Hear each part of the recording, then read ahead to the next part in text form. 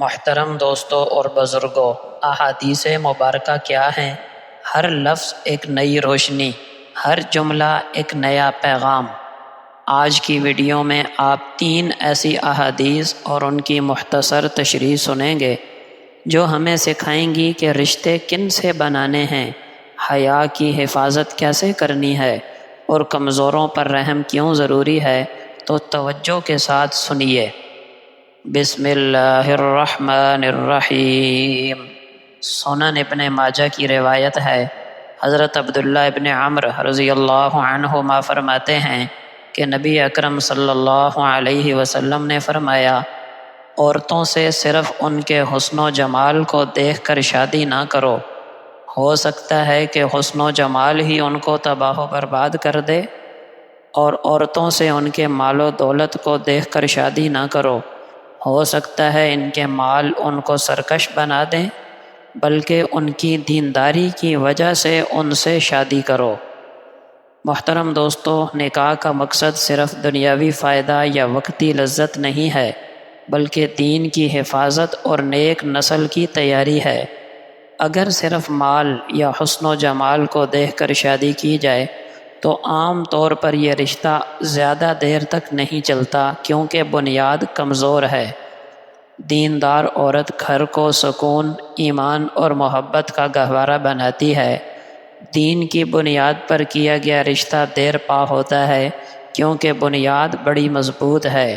یہ حدیث مردوں کو رہنمائی دے رہی ہے کہ رشتہ کے وقت سب سے بڑا معیار دینداری ہونا چاہیے، لہٰذا اپنی زندگی کے ساتھی کا انتخاب ہمیشہ دینداری اور تقوی کو سامنے رکھ کر کرو۔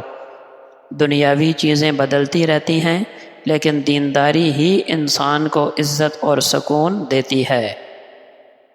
صحیح مسلم کی روایت ہے، نبی اکرم صلی اللہ علیہ وسلم نے فرمایا، اہل جہنم کی 2 قسمیں ایسی ہیں جنہیں میں نے دنیا میں نہیں دیکھا۔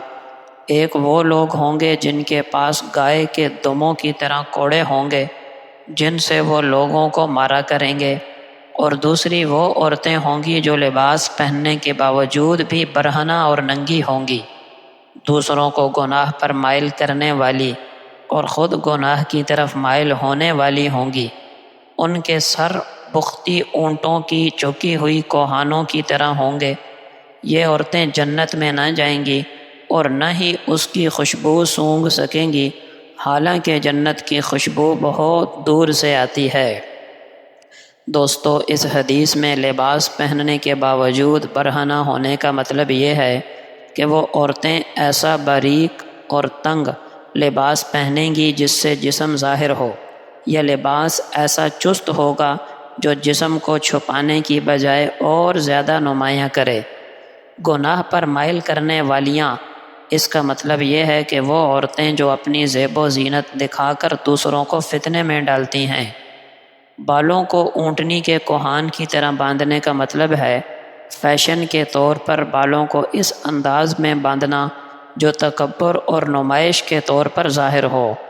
ان عورتوں کے لیے وعید ہے کہ جنت میں داخل نہیں ہوں گی، بلکہ خوشبو تک نہ سونگھیں گی۔ دوستو، لباس کا مقصد ستر پوشی اور حیا ہے، نہ کہ نمائش۔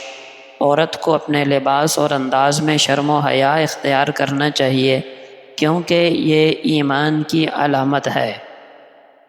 سنن ابو داؤد کی روایت ہے، نبی اکرم صلی اللہ علیہ وسلم ایک انصاری کے باغ میں تشریف لے گئے۔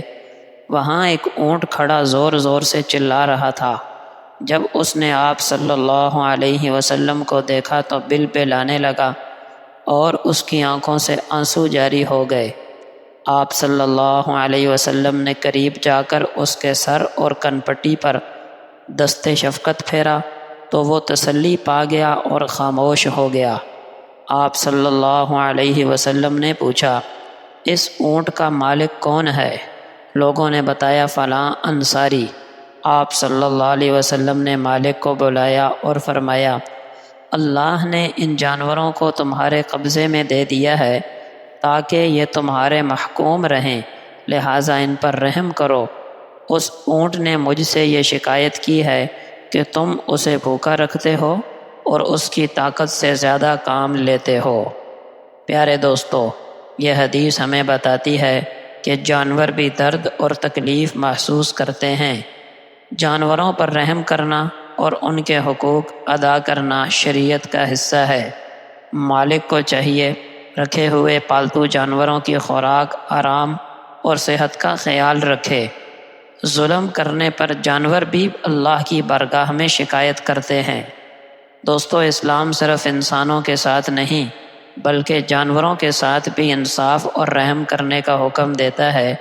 ایک مسلمان کا کام ہے اپنے زیر دست بلکہ ہر مخلوق کے ساتھ شفقت اور نرمی کا برتاؤ کرے۔